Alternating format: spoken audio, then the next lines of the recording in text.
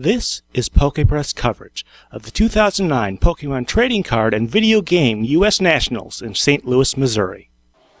Hi, I'm Stephen Reich, here at the America Center in downtown St. Louis, Missouri, at the Video Game and Trading Card Game U.S. Nationals 2009. I'm here with Derek Kranke, who is actually participating in a special tournament, the Professor Cup.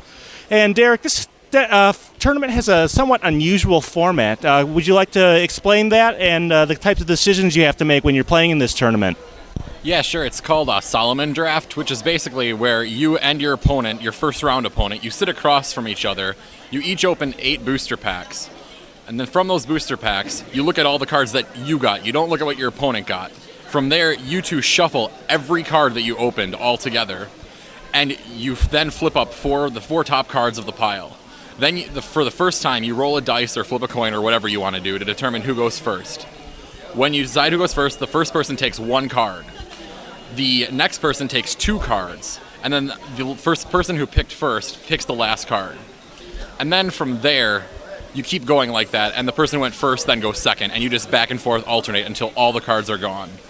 Of those cards that you got from the draft, you then build a 40-card deck, basic energies provided, and you play through. We're doing 6 rounds of Swiss and then a top 32 cut today. So what are some of the decisions and compromises you have to make when you're picking cards out? Well, some of the things you have to decide very first, some people were talking to their opponents, their first round opponent, and deciding whether they were going to draft together to help each other have good decks, because first round loss doesn't necessarily matter.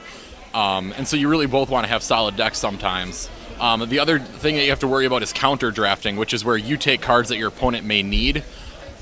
Me and my opponent had decided that we were going to help each other build our decks without actually even talking about it. And so we each took a stage 2 line. And so we developed those pretty well. And so both of our decks are really well. But I've also heard of other people who have had very poor decks because people have been just taking things that they want themselves. It's the prisoner's dilemma, basically, is what it is. So. Well, thank you very much, Derek. This has been Stephen Reich from the America Center at St. Louis, Missouri at the Pokemon Video Game and Trading Card Game U.S. Nationals 2009. Thank you to everyone for listening. This has been a PokePress Special Report.